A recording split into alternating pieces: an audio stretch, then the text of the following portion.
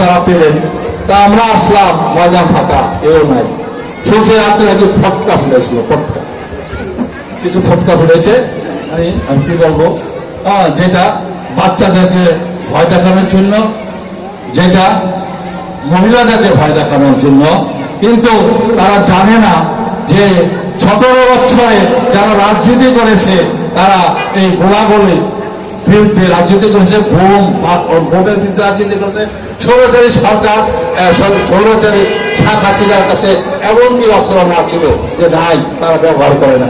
গুম, হত্যা, জেল, এর বিরুদ্ধে তারা রাজনীতি করে এই সামান্য কয়েকটা লোক তাকে ধমকি দিল, আর তারা ভয়ে অনুষ্ঠান করবে না, এটা হতে পারে না। যারই পরিপ্রেক্ষিতে আমি দেখতে পেলাম এখানে অনেক লোক, আরো বেশি লোক হয়েছে, জবাব দিয়ে দিয়েছে যে আমরা কি তোমাদেরকে ভয় পাই না, আমরা এই প্রোগ্রামে যাব। এবং এই প্রোগ্রামটা কিসের প্রোগ্রাম? 31 দফার প্রোগ্রাম। কার প্রোগ্রাম? তার 31 দফা বাস্তবায়নের লক্ষ্যে এই প্রোগ্রাম, এবং 31 দফা বাস্তবায়নের লক্ষ্যে যে প্রোগ্রাম ডিক্লেয়ার দিয়েছেন সেটা জনাব তারেক রহমান। এটা দায়িত্ব কার?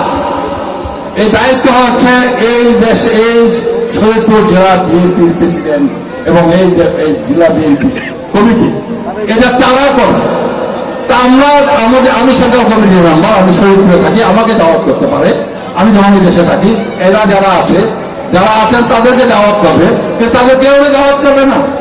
যেমনি হবে হিরু ভাইয়ের শোক সভা পালন করেনি, ঠিক তেমনি হবে আমাদের নেতা তারেক রহমানের 31 দফা বাস্তবায়নের লক্ষ্যে তারা এখানে একটি মিটিংও করেনি। তারা কি করেছেন? তোমাকে ভালো লেগেছে, তুমি সুন্দর, তোমার শক্তিশালী, তোমার চেহারা ভালো, তোমাকে আমি প্রেসিডেন্ট বানিয়ে দিই। প্রেসিডেন্ট আমার, তোমাকে ভালো লেগেছে, তোমাকে আমি আমার সেক্রেটারি বানিয়ে দিলাম, আগামী বছর থেকে তুমি সেক্রেটারি হও। তুমি এখানে ভালো না, তুমি বাপ, ঘরে বসাই দিলাম। ঘরে বসাইতে এখানে যারা আছেন আপনারা বলেন কয়জন এখানে বর্তমানে আছেন, কয়জন এখানে সাবেক আছেন? কর্নেল ফয়সাল যাকে বললেন, তিনি শরীয়তপুর জেলা বিএনপির ভাইস প্রেসিডেন্ট ছিলেন না? আপনার বর্তমানে কি কিছু না। আপনার এই উপজেলার বিএনপির আপনার সাবেক সভাপতি ছিলেন, আপনি কি এলাকার?